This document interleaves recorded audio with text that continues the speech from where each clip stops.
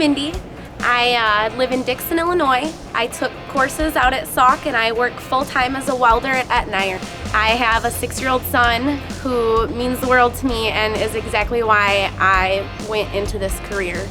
I needed something that paid well. I need to support myself, I need to support him, and this definitely helps me do that. Sauk Valley is just chock full of places looking for welders. There's Aztec, Blount's, Etnire, there's Cat in Peoria, John Deere in the Quad Cities. I mean, there's all kinds of people looking for welders right now. Today we roughly have around 95 welders that are employed here. It's a rare occasion when we don't have a need for a good welder.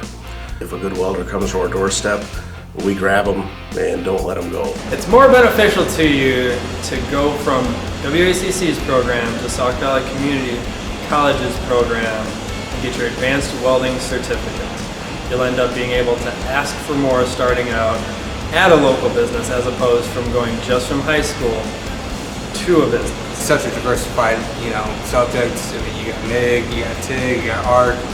The big thing right now is robotic welding. That's huge. A lot of people are bringing in a lot of robot welders. I would encourage people to work part-time and go to school for welding. Schooling prepares you up to a certain point, but then really when you work part-time and you go to school, it's like you get the best of both worlds.